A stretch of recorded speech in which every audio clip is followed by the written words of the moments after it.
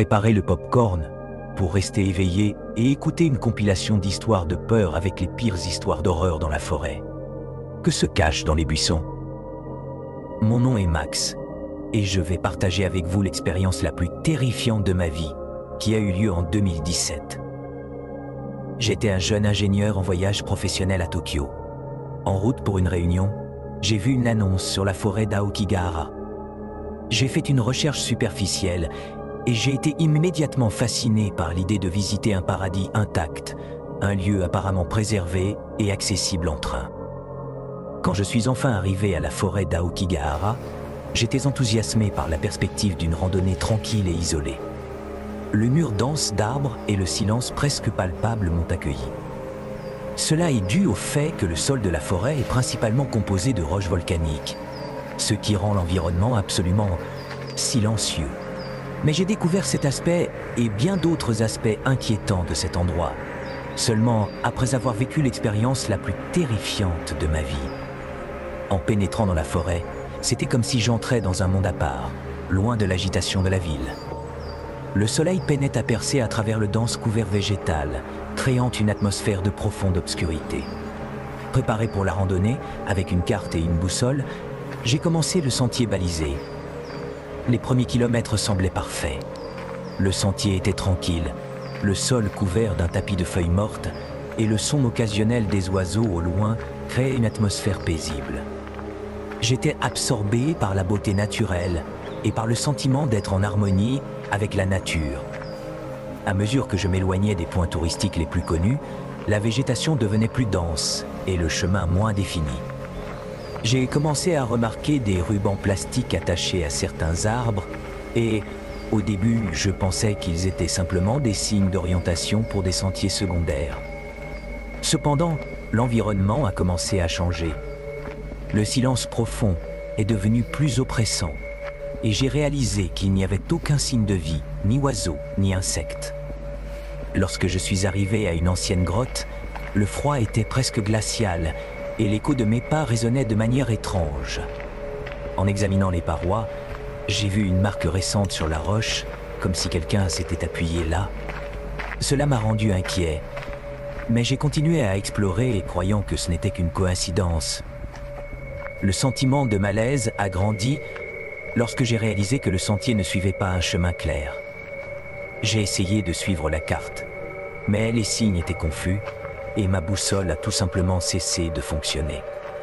Je m'étais déjà perdu depuis un certain temps, le soleil se couchait et l'obscurité commençait à s'étendre. En tant que randonneur expérimenté, j'ai toujours compté sur la boussole pour me guider dans des terrains inconnus, et le fait qu'elle soit devenue inutile était profondément inquiétant. Je faisais tourner l'appareil en essayant de le calibrer, mais l'aiguille semblait tourner sans but, comme si la forêt elle-même interférait avec sa précision. Le sentiment de désorientation était écrasant, et l'absence d'un or clair rendait la tâche de retrouver mon chemin presque impossible. Chaque pas semblait m'éloigner davantage du sentier que je connaissais, et le silence absolu autour de moi ne faisait qu'augmenter ma panique. Je me sentais de plus en plus perdu, comme si la forêt se modelait autour de moi et m'isolait de toute forme d'aide ou d'orientation. Le silence était interrompu uniquement par le bruit occasionnel d'une branche cassée et la sensation d'être observé devenait de plus en plus palpable. J'ai trouvé un groupe de rubans plastiques attachés à des arbres et désespéré de retrouver mon chemin, j'ai suivi ces marques jusqu'à ce que je trouve une tente abandonnée. À l'intérieur de la tente, j'ai trouvé des objets personnels et un journal. En ouvrant le journal, mes yeux se sont posés sur la confession désespérée de quelqu'un qui s'était perdu dans la forêt et avait décidé de mettre fin à ses jours. Le dernier enregistrement était un dessin troublant de ombres se tordant. Mon cœur s'est mis à battre plus vite et une sensation de terreur m'a envahi. Tout à coup, j'ai entendu un bruit étrange, comme si des chuchotements émanaient des arbres autour de moi.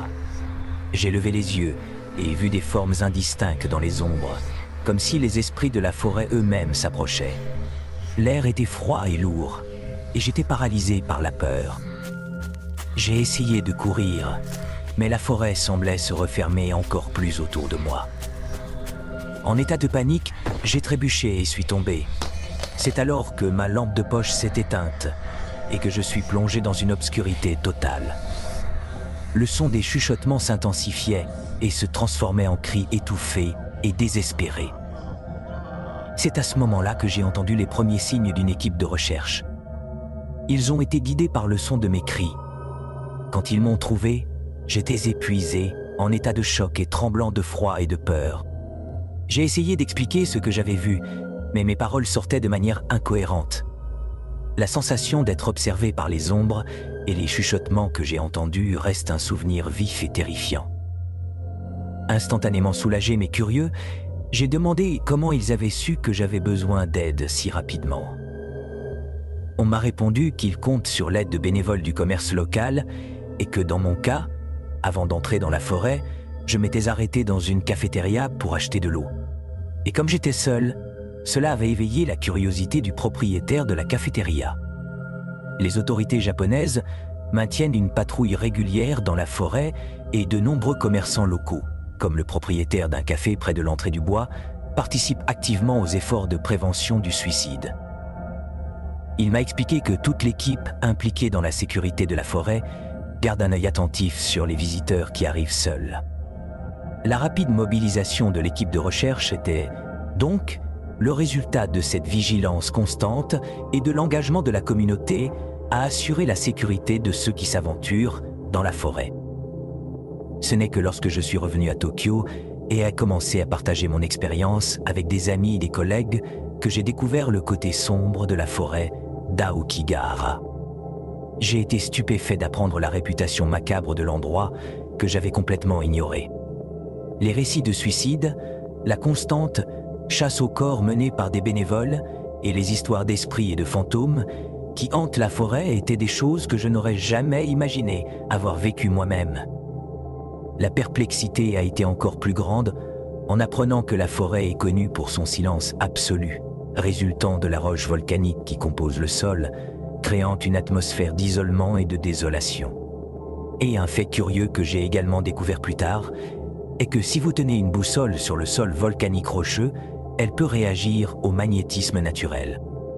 Cette révélation m'a glacé le sang et j'ai réalisé à quel point j'avais été naïf en explorant un lieu aussi chargé de tragédies et de mystères sans même connaître son passé terrifiant.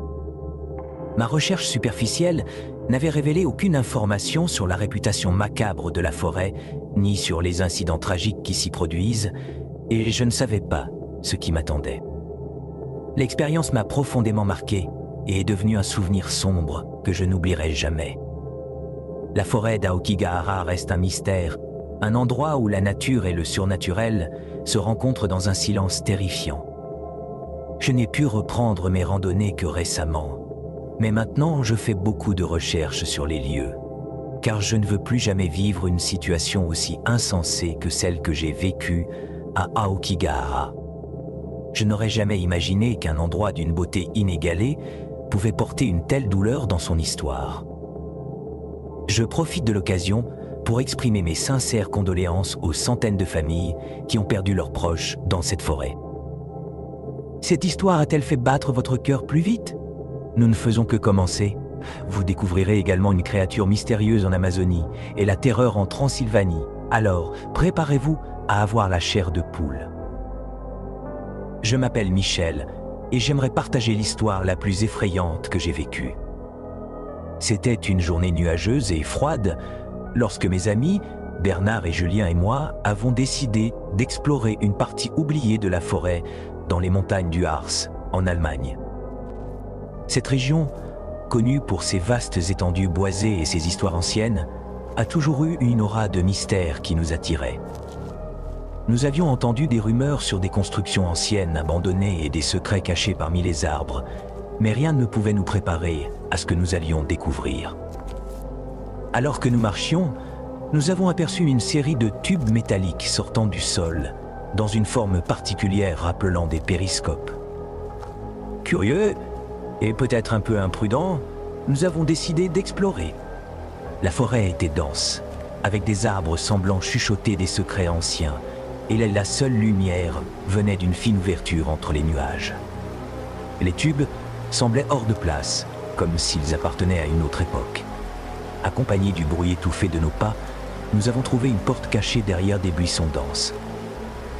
La porte était couverte d'une lourde planche en bois, recouverte de mousse et de saleté. Dans un mélange de courage et de témérité, nous avons décidé de soulever la planche et de descendre pour voir ce qui se cachait en dessous. L'escalier craquait à chaque marche que nous descendions et l'obscurité du bunker semblait engloutir tout notre courage. À chaque pas, l'environnement devenait de plus en plus claustrophobique et l'air plus dense.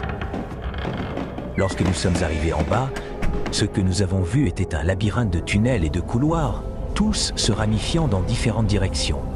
L'endroit était colossal et la sensation d'être perdu était imminente. Nous avons décidé de rester ensemble pour éviter de nous séparer. En explorant, nous avons trouvé des inscriptions sur les murs, écrites en allemand. Un message disait « Aide ». Les mots semblaient un écho lointain du passé, mais notre curiosité nous a poussés à continuer. Le bunker était dans un état terrible, avec des murs écaillés et une odeur âcre de décomposition venant des couloirs inondés. Plus nous avancions, plus les inscriptions sur les murs devenaient perturbantes. Dans un couloir particulièrement sombre, nous avons trouvé une phrase encore plus choquante. « Salutations du royaume des ténèbres insondables ».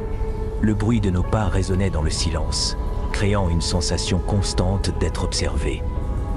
Les salles inondées sentaient les égouts, et la peur que l'endroit cache quelque chose de bien plus sinistre grandissait à chaque instant. Finalement, nous sommes arrivés dans une immense salle, éclairée seulement par la faible lumière des lampes de poche. L'environnement était un chaos de débris et d'ombre, et l'air était lourd de l'odeur de moisissure et de pourriture. Au centre de la salle, dominant la scène par sa présence menaçante, se trouvait une machine colossale, couverte de poussière et de boue. Le métal corrodé et les fils exposés donnaient à la machine un aspect grotesque et sinistre, comme si elle avait été créée pour des buts obscurs et innommables. Mais ce qui m'a vraiment glacé le sang, c'était le détail le plus perturbant. Un seul soulier en cuir usé, enfoncé dans la boue au sol. C'était une chaussure ordinaire, mais la situation était tout sauf ordinaire. Elle était là, de manière incongrue, comme si quelqu'un avait dû fuir avec une telle urgence qu'il avait été forcé de laisser l'une de ses chaussures. La vue de cette chaussure solitaire évoquait une image de panique folle et désespérée, un rappel cruel que les occupants du bunker s'étaient enfuis frénétiquement. La tension montait à chaque seconde. Le son de nos respirations semblait résonner dans la vaste salle, et le silence oppressant qui nous entourait faisait que le moindre bruit était assourdissant. La peur de découvrir ce qui avait poussé les occupants à tout abandonner si brusquement était presque insupportable. Mon cœur battait si fort que je pouvais l'entendre clairement dans mes oreilles. C'est alors que, soudainement, le silence fut brisé par un son bas et guttural, venant des profondeurs d'un des corridors adjacents. C'était un son presque imperceptible, comme le murmure de voix lointaines ou le chuchotement de quelque chose d'indescriptible. Le son augmentait progressivement, devenant un murmure croissant qui semblait entourer la salle, remplissant l'espace d'une sensation palpable de présence menaçante. La panique nous a envahis et, instinctivement, nos regards se sont tournés vers l'origine du son.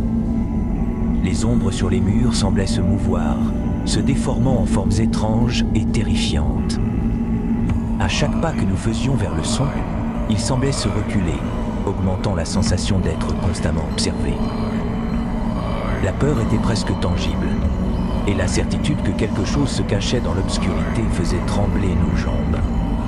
Un froid glacial a parcouru nos épines quand nous avons réalisé que nous n'étions plus seuls. Quelque chose ou quelqu'un était dans la salle avec nous, caché dans les ombres. La terreur nous a envahis et, sans plus hésiter, nous avons couru vers la sortie, nos cris de terreur et de désespoir résonnant dans les murs du bunker. L'horreur et la tension ont atteint leur paroxysme lorsque la machine colossale a commencé à émettre un bruit métallique et assourdissant, comme si elle s'était réveillée d'un long sommeil. Le bruit de la machine se mélangeait avec les cris de panique, créant une cacophonie de désespoir et de terreur. Lorsque nous avons enfin réussi à trouver la sortie et à émerger du bunker, le soulagement a été écrasé par la certitude que ceux qui nous avaient suivis étaient encore là-dedans, à l'affût, dans les ombres qui ne seraient jamais complètement révélées. Le bunker semblait avoir été utilisé par les nazis pendant la Seconde Guerre mondiale, mais les motifs de la fuite précipitée des occupants et l'origine des messages perturbants sur les murs demeuraient un mystère. Pourquoi auraient-ils tout laissé dans un tel état de désespoir? Lorsque nous avons finalement décidé de partir, le soulagement de monter les escaliers et de voir la lumière du jour était indescriptible. De retour à la surface, l'air frais n'avait jamais semblé aussi vivifiant. Nous avons emporté avec nous seulement des souvenirs et un sentiment inquiétant que peut-être les secrets que nous avons trouvés là-bas auraient dû rester enfouis. Nous n'avons jamais revu cette forêt. Ce que nous y avons découvert était destiné à rester dans les ombres, et le mystère de ce bunker nous hante encore. Les salutations du royaume des ténèbres insondables ont fait battre votre cœur plus vite? Donc, aimez la vidéo et respirez profondément pour écouter notre prochaine histoire effrayante. Je m'appelle Claude et je vais partager une histoire que j'ai vécue en 2018. Je venais de me marier et, avec ma femme Cécile, nous avons décidé de passer un week-end ensemble en camping. Nous l'avions déjà fait de nombreuses fois depuis que nous nous étions rencontrés, car nous étions tous les deux passionnés par les aventures en plein air et avions beaucoup d'expérience en camping.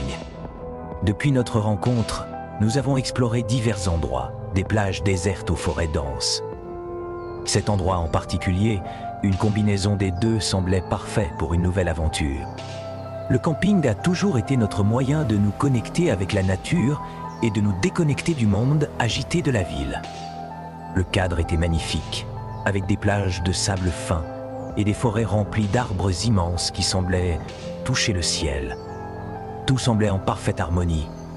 Au fil des années, nous avons eu de nombreux voyages de camping réussis, remplis de moments inoubliables, jusqu'à ce que quelque chose de véritablement terrifiant nous arrive lors de ce dernier voyage. Cette fois-ci, nous avons choisi un endroit éloigné de tout signe de civilisation.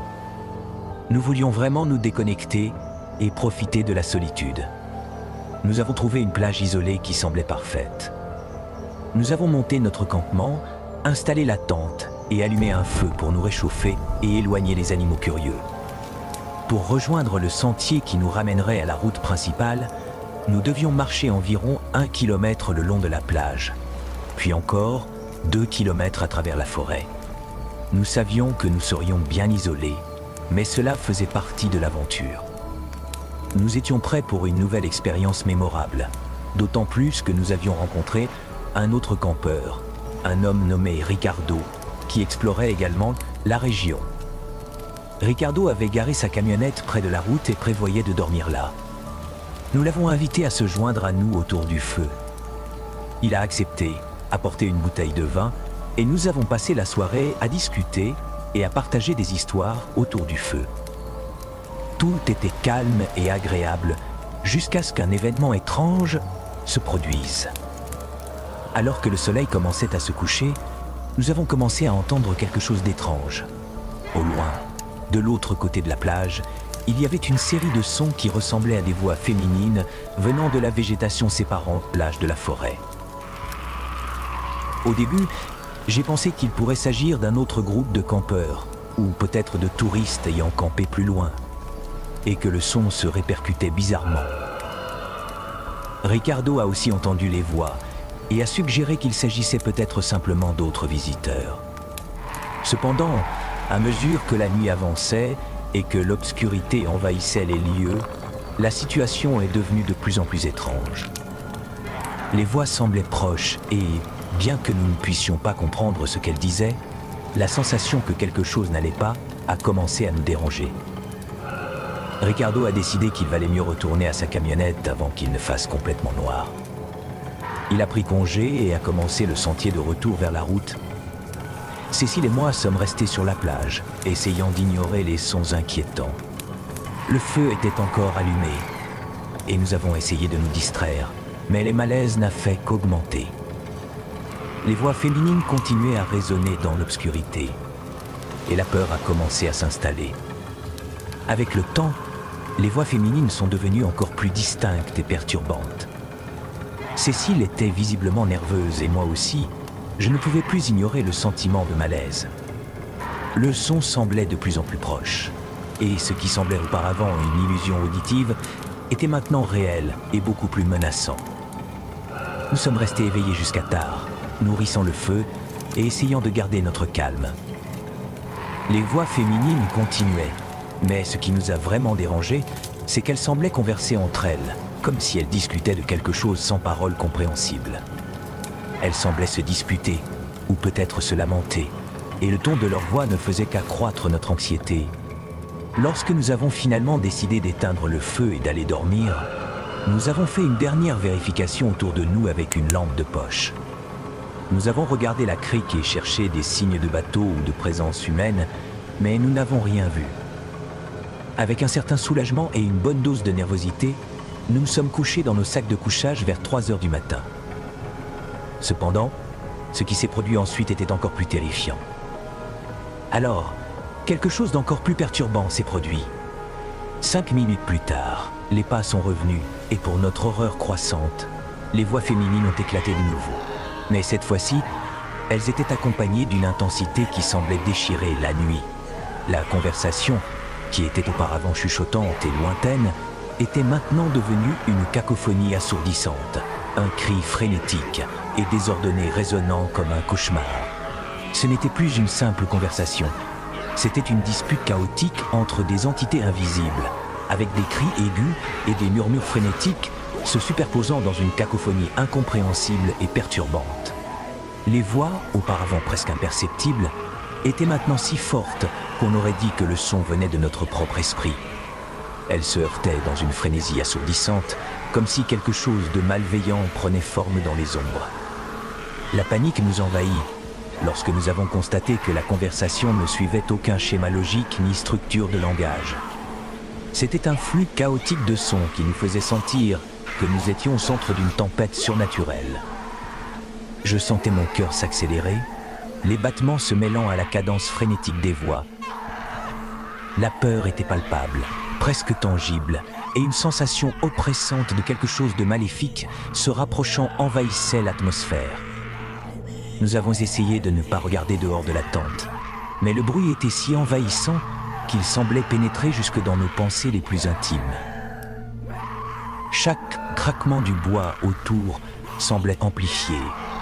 Chaque ombre sur les parois semblait prendre vie.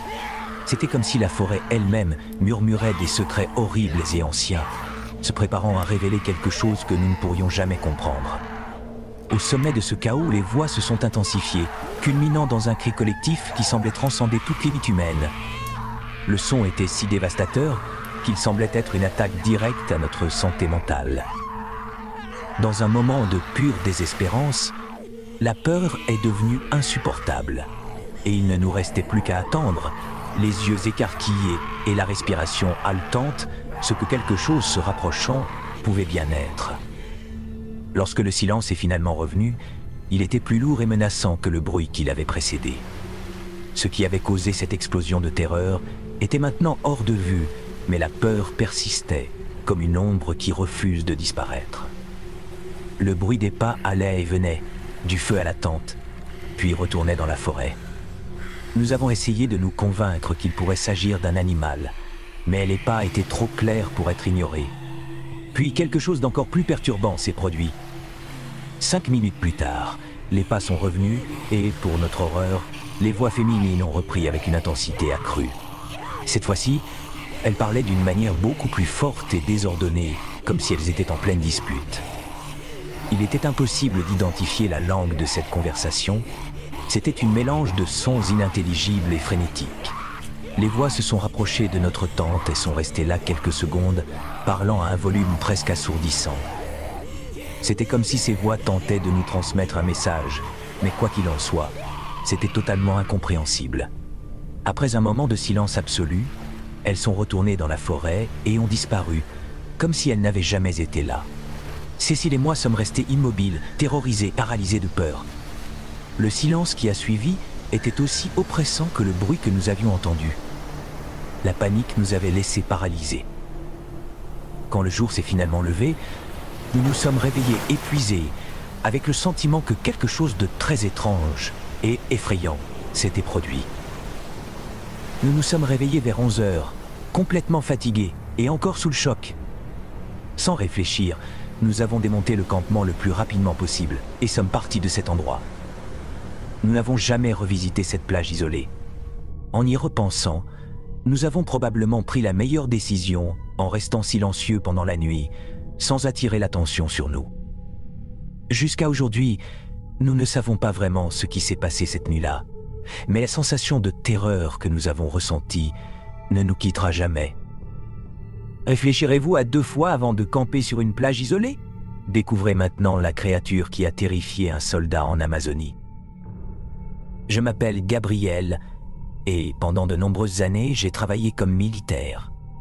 J'ai toujours été fier de ma capacité à affronter les défis et à surmonter les obstacles.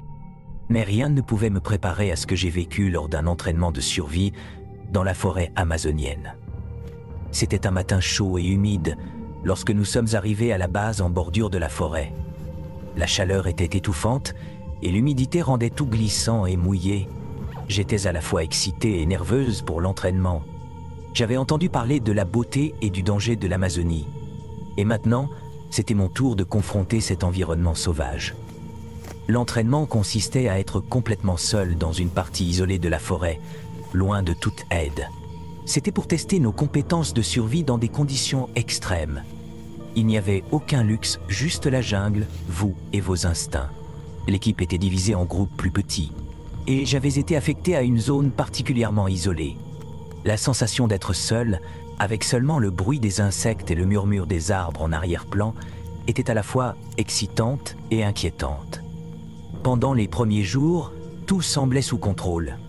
J'ai réussi à improviser un abri et à allumer un feu en utilisant des techniques que je connaissais déjà.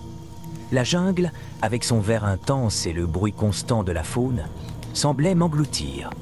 Mais il y avait quelque chose dans l'obscurité de la forêt qui semblait différent, une sensation inexplicable d'être observé. Il était difficile pour moi d'identifier exactement ce qui me dérangeait.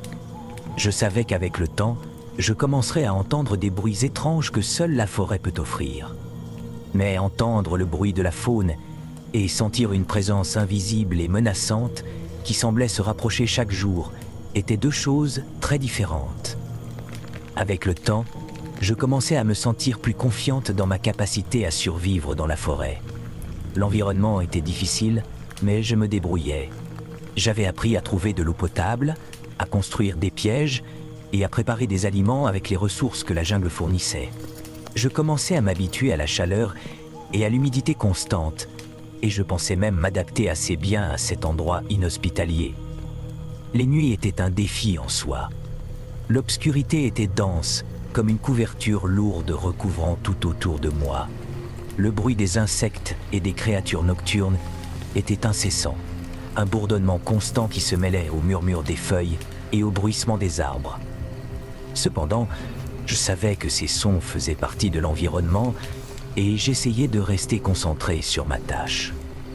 C'est une de ces nuits, alors que j'étais dans mon abri, que j'ai remarqué quelque chose d'étrange. Le bruit constant de la jungle semblait avoir été interrompu par quelque chose de nouveau, quelque chose que je ne pouvais pas identifier. C'était un bruit étouffé et irrégulier, comme si quelque chose se déplaçait lentement à travers le feuillage ou traînait sur le sol. Au début, je pensais que cela pourrait être un animal ou peut-être un effet de mon esprit fatigué, mais avec les jours qui passaient, le bruit devenait de plus en plus fréquent et perturbant. Le bruit n'était pas comme celui des animaux connus et semblait avoir une qualité presque sinistre. C'était comme si quelque chose provoquait ce bruit qui ne devrait pas être là. Dans cette forêt immense et isolée, la sensation que quelque chose se rapprochait a commencé à grandir en moi. L'idée que la forêt cachait quelque chose, une présence invisible, a commencé à hanter mes pensées.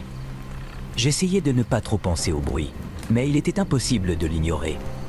La sensation d'être observé, mêlée au bruit perturbant, a commencé à affecter mon sommeil et ma concentration. J'avais besoin de réponses et j'ai décidé qu'il était temps de demander de l'aide. Pendant une matinée particulièrement tendue, après une nuit particulièrement inconfortable, je n'ai plus pu supporter le mystère du bruit. Avec le soleil se levant et la jungle commençant à s'éveiller, j'ai décidé qu'il me fallait parler à l'instructeur. J'ai traversé la forêt, ayant l'impression que chaque pas me rapprochait encore plus de l'inconnu. J'ai atteint le point de rencontre où l'instructeur, un homme nommé Capitaine Lopez, supervisait l'entraînement. C'était un vétéran expérimenté, avec une expression toujours sérieuse et un regard qui semblait voir au-delà des choses visibles. « Capitaine Lopez », commençai-je en essayant de rester calme, « il y a un bruit étrange la nuit. C'est comme si quelque chose se déplaçait dans la forêt. Je n'arrive pas à identifier ce que c'est. Savez-vous ce que cela pourrait être ?» Le capitaine Lopez me regarda avec une expression que je ne pouvais pas déchiffrer. Il y avait un mélange de curiosité et une ombre de quelque chose de plus sombre dans ses yeux. « Ah, vous avez entendu le bruit ?» répondit-il avec un ton qui semblait à la fois informatif et énigmatique. « C'est quelque chose qui peut être assez perturbant. Ce que vous entendez, ce sont des araignées. » J'ai froncé les sourcils, confuse. Des araignées ? Je n'avais jamais entendu parler d'araignées faisant un bruit aussi sinistre. « Des araignées ?» demandai-je, essayant de comprendre. « Mais pourquoi ferait-elle ce bruit? Et pourquoi est-ce que je suis la seule à l'entendre ?»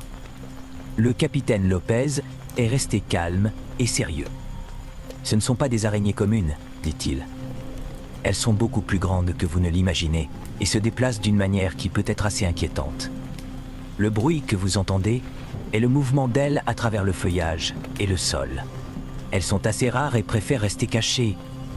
Le bruit est presque comme un traînage silencieux qui peut être très perturbant quand on est seul dans la forêt. » Son explication n'a pas aidé à calmer mes nerfs. En fait, l'idée de grandes araignées se déplaçant autour de moi, invisibles mais perceptibles par le bruit qu'elles faisaient, augmentait seulement mon inconfort. La forêt était déjà immergée dans une atmosphère de mystère et de peur. Et maintenant, l'idée d'araignées monstrueuses ajoutait un nouveau niveau de terreur à la situation. Je suis retourné à mon abri avec l'esprit rempli d'images inquiétantes. Le bruit semblait plus proche et plus fort chaque nuit, et la sensation que quelque chose se déplaçait autour de moi augmentait. L'idée d'araignées monstrueuses et invisibles est devenue une source constante de terreur, et la forêt semblait se refermer autour de moi, alimentant ma peur. La tension continuait à croître au fil des jours. Les nuits devenaient de plus en plus terrifiantes. La sensation que la forêt était remplie de présences invisibles et l'idée des araignées monstrueuses me tourmentaient constamment. Le bruit sinistre, que j'associais maintenant à ces créatures, devenait plus intense et perturbant chaque nuit. Une nuit, alors que j'essayais de dormir dans mon abri improvisé, le bruit que j'entendais depuis des jours s'intensifia de manière effrayante. C'était comme si quelque chose d'énorme se traînait à travers le feuillage, avec un bruit presque comme un murmure sinistre, qui semblait se rapprocher de plus en plus. J'ai essayé d'ignorer et de rester calme, mais la panique a commencé à m'envahir.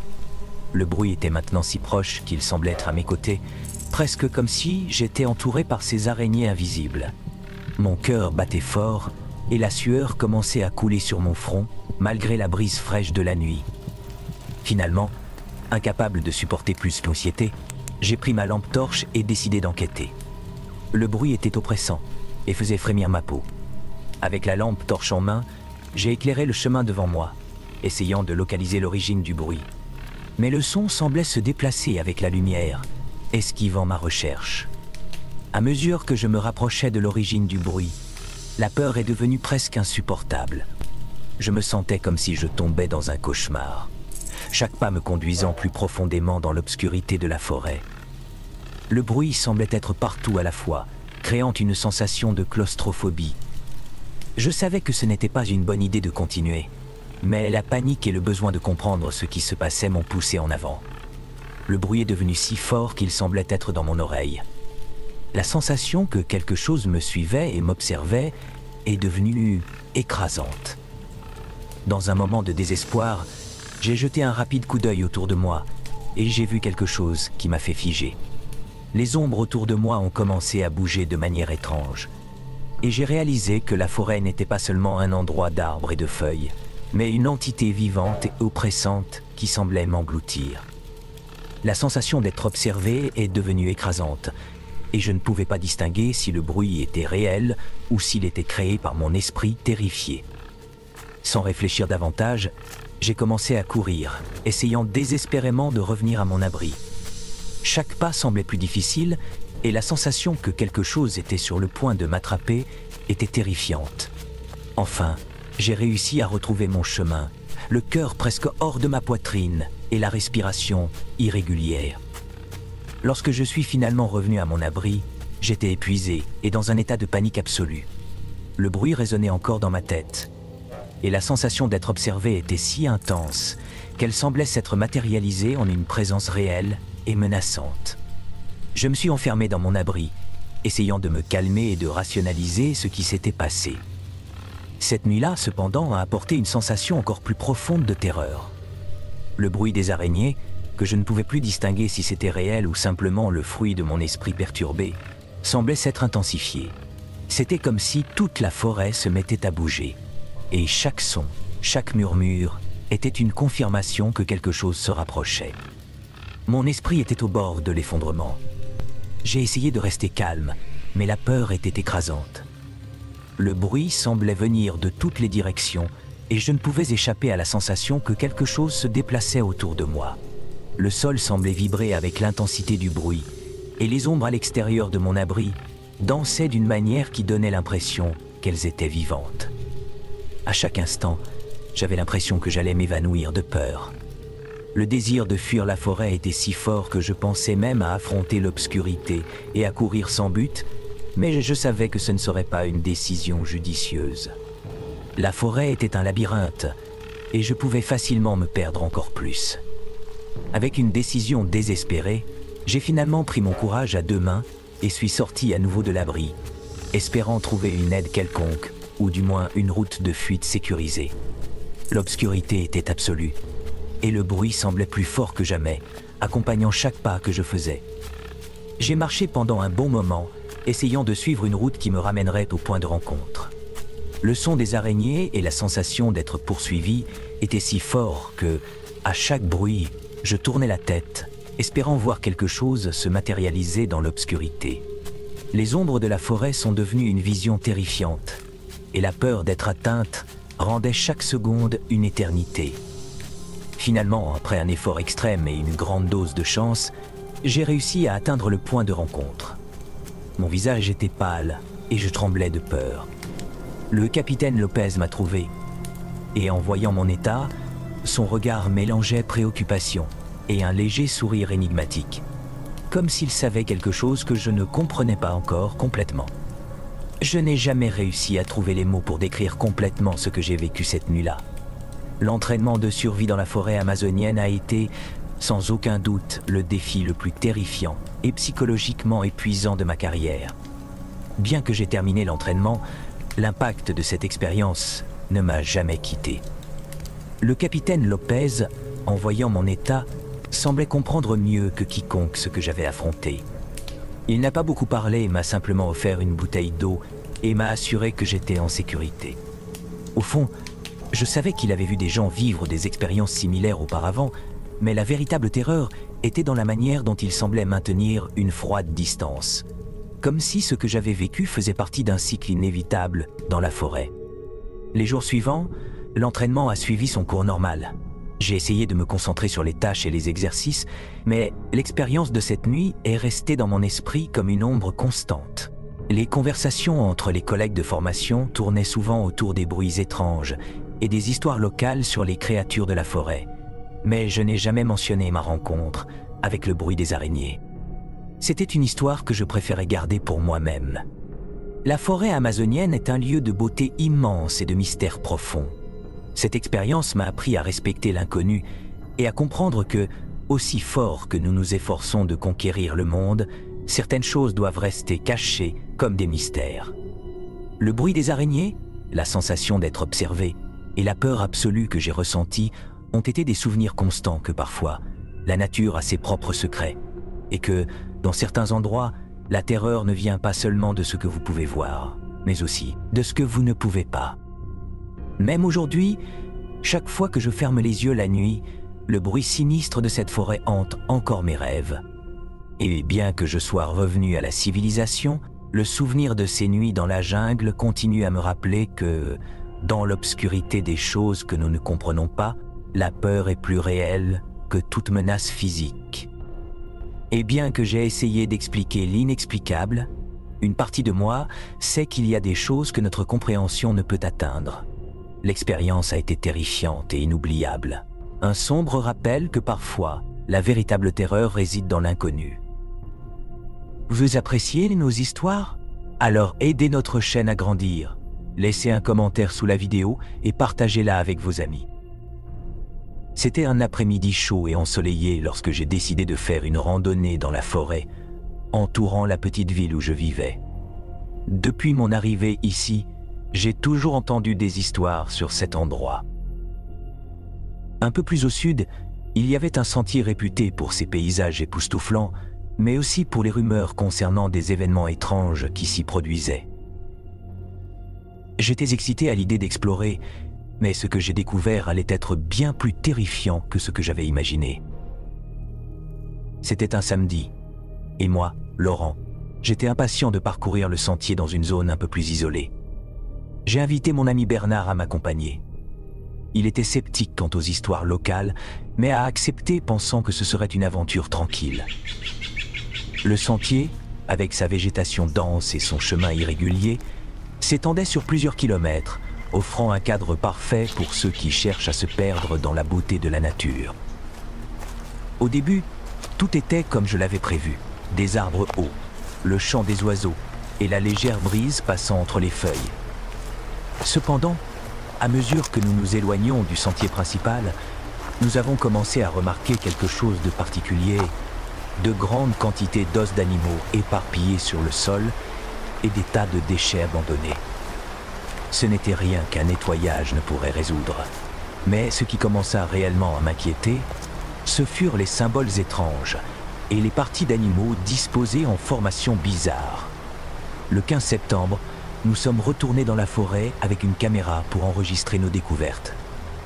L'atmosphère était chargée et le soleil commençait à se coucher, projetant de longues ombres menaçantes sur le sentier. C'est alors que nous avons trouvé quelque chose qui nous a laissé bouche bée. Une tête de cerf décapitée placée de manière macabre à côté d'un pentagramme entouré de pattes de cerf. La scène était arrangée comme un rituel ancien, quelque chose qui n'était définitivement pas là lors de notre première visite.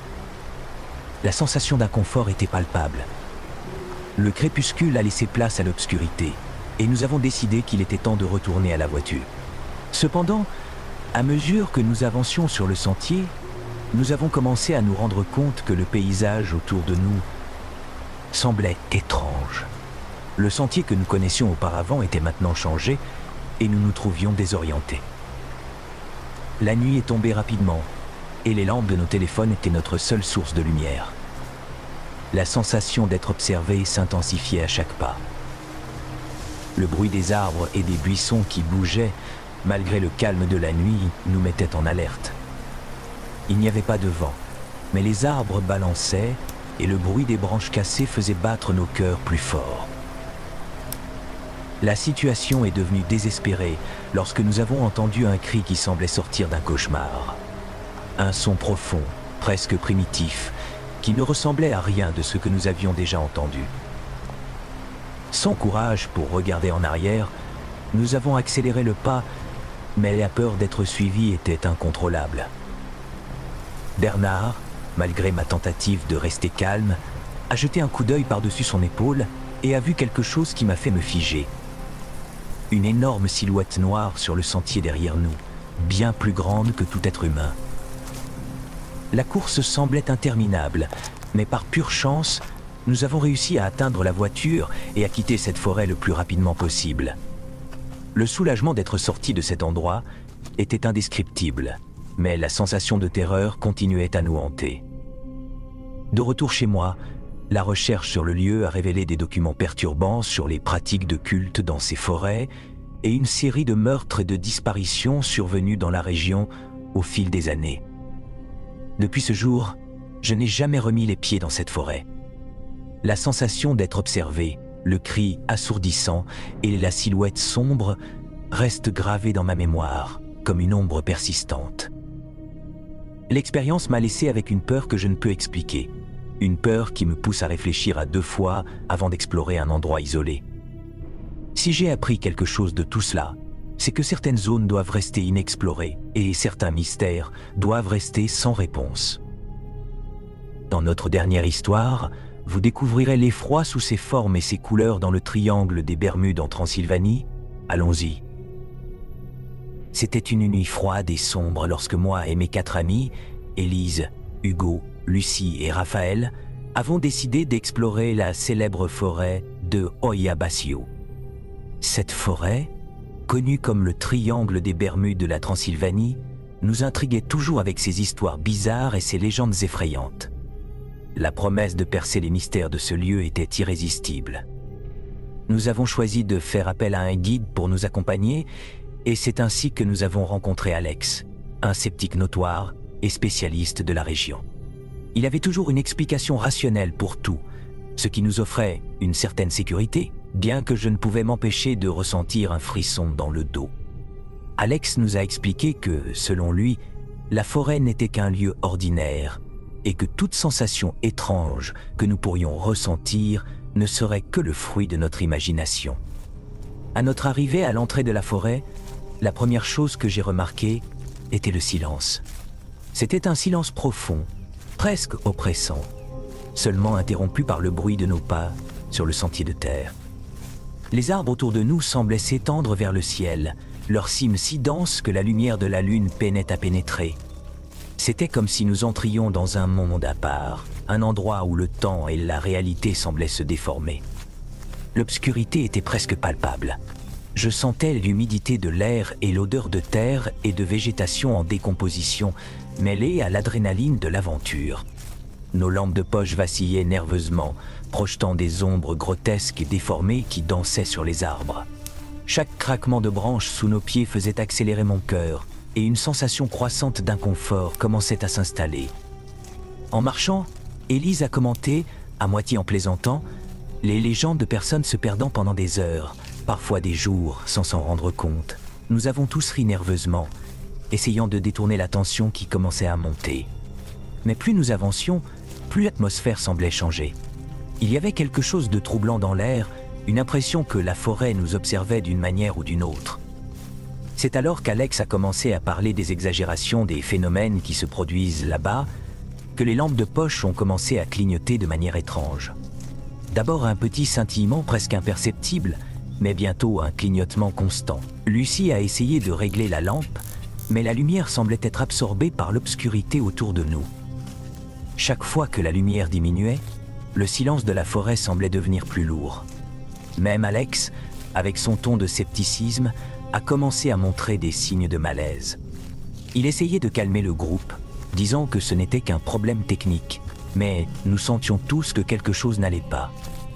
La sensation de claustrophobie augmentait à mesure que nous avancions. Les arbres, avec leurs troncs épais et leurs branches entrelacées, semblaient se refermer sur nous, rendant l'environnement encore plus oppressant. Le froid que nous ressentions n'était pas seulement physique, mais une sensation pénétrante qui nous faisait sentir comme si nous étions observés par quelque chose que nous ne pouvions pas voir. Personnellement, je luttais pour garder mon calme. Mon cœur battait fort et je ne pouvais pas arrêter de regarder les ombres qui semblaient se mouvoir d'une manière propre. Chaque craquement de branches, chaque mouvement de la brise entre les arbres semblait avoir une signification sinistre. Lorsque Alex nous a conduits à une zone plus dégagée de la forêt, où les arbres s'écartaient un peu, j'ai pensé que peut-être la sensation d'oppression diminuerait. Mais au contraire, il semblait que la sensation d'être observé augmentait. Les arbres autour avaient une apparence presque alien dans la pénombre, et l'environnement semblait plus dense, comme s'il absorbait la lumière et le son. C'est alors que, sans avertissement, une étrange lumière verte a commencé à briller dans le ciel, filtrant à travers les cimes des arbres. La lumière était diffuse et semblait pulser, une vision surréaliste au milieu de l'obscurité. Nos yeux se sont écarquillés en voyant ce phénomène inexplicable, et le silence a été brisé par une série de murmures nerveux et de questions sans réponse. Le phénomène de la lumière verte dans le ciel nous a fait réaliser que nous étions vraiment immergés dans quelque chose au-delà de notre compréhension. Moi, Élise, Hugo, Lucie et Raphaël sommes restés paralysés un moment, observant la lueur étrange filtrée par les cimes des arbres. La lumière semblait pulser et se mouvoir de manière presque liquide, comme si elle dansait dans l'air.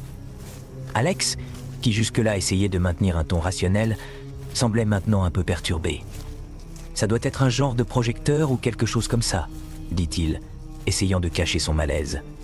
Mais nous savions tous que ce n'était pas une explication suffisante.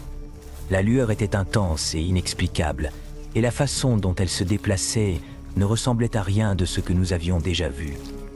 Soudain, comme si la forêt se vengeait de notre audace, nos lampes de poche ont commencé à faiblir. D'abord de petites pannes, puis l'obscurité totale nous a engloutis. La panique a rapidement envahi le groupe. Hugo a essayé de régler la lampe, mais le dispositif semblait ne pas répondre, et le froid dans le dos n'a cessé d'augmenter. C'était comme si l'obscurité était vivante, une entité qui se nourrissait de notre lumière et de notre courage. Le silence est devenu absolu. C'était un silence qui semblait peser, un vide qui absorbait même les sons du vent. Nos cris et ordres se perdaient dans l'immensité de l'obscurité, et chaque pas semblait résonner avec un ton de désespoir. Nous nous sommes séparés dans une tentative de trouver une sortie, mais chacun de nous semblait être dans un labyrinthe interminable d'ombres et de bruits lointains. La sensation d'être observé était constante et oppressante. Chaque craquement de branches ou mouvement d'ombre semblait porter une menace invisible. J'essayais de me guider par la voix de mes amis, mais le son semblait venir de directions différentes et lointaines. Le désespoir grandissait, et chacun de nous était plongé dans son propre cauchemar. L'obscurité semblait avoir une volonté propre, comme si elle jouait avec notre santé mentale. Je me suis retrouvé à suivre un sentier étroit, mes lampes de poche clignotant de manière intermittente. La peur était palpable et croissante. Chaque ombre semblait bouger de manière sinistre et menaçante. Mon cœur battait si vite que je pouvais presque l'entendre au-dessus des bruits de la forêt. Finalement, lorsque j'ai réussi à rallumer ma lampe de poche, j'ai trouvé une clairière qui semblait presque surréaliste dans son calme. Les arbres autour formaient un cercle parfait, avec leurs troncs brûlés et cicatrisés, comme si une force surnaturelle avait laissé sa marque. Au centre de la clairière, une sensation étrange et inconfortable flottait dans l'air, comme si l'espace lui-même était chargé d'une énergie dense et incompréhensible. C'est à ce moment-là que j'ai entendu un gémissement bas et continu, un son qui ne semblait provenir d'aucune créature connue. Il venait de toutes les directions et aucune en même temps. Un son qui semblait être dans ma tête. Essayant de comprendre ce qui se passait, je me suis approché de la source du son, mais ce que j'ai vu a fait glacer mon sang. Des figures vaguement humaines et déformées ont commencé à émerger des ombres autour de la clairière. Elles se déplaçaient lentement, leurs contours semblant déformés et éthérés.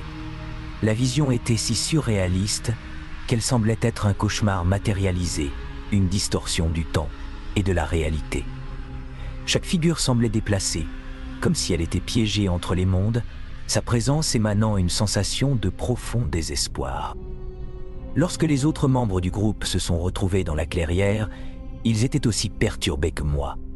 Nos regards étaient vides et pleins de peur, et il y avait un sentiment inévitable que quelque chose de beaucoup plus profond et perturbant était en jeu. Alex, habituellement si sûr de lui, était visiblement perturbé, essayant de rationaliser ce que nous venions de vivre, mais sa confiance était clairement ébranlée.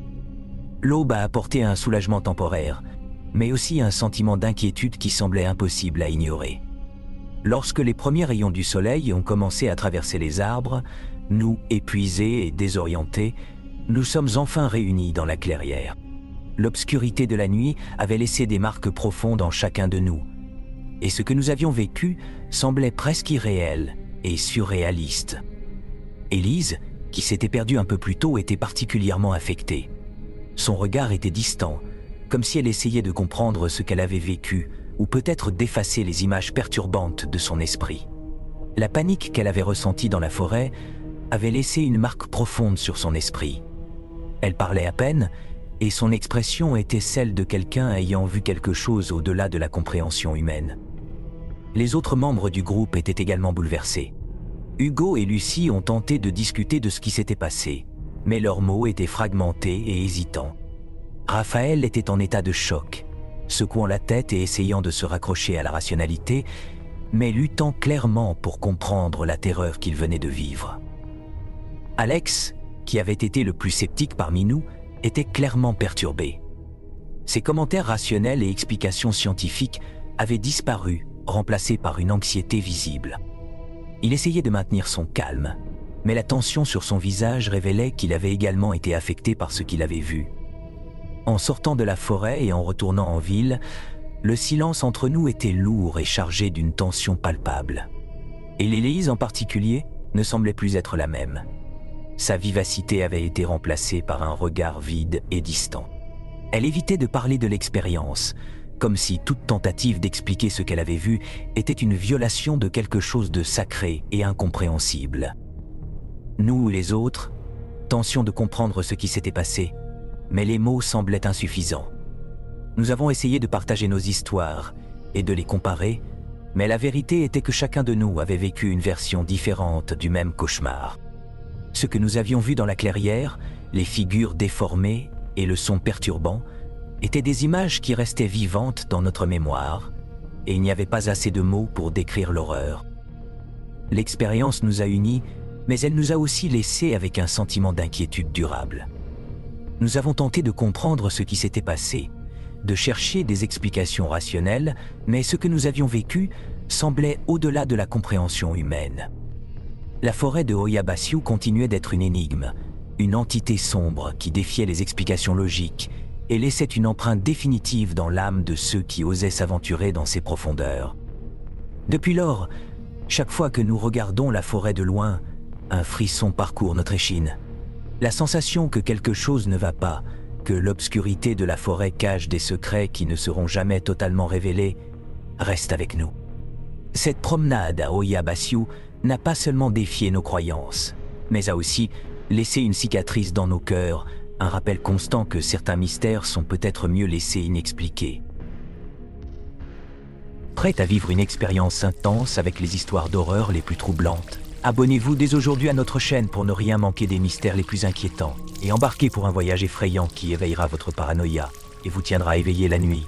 Si vous avez une histoire glaçante à partager, envoyez-la nous par email. Nous garantissons la confidentialité de vos informations.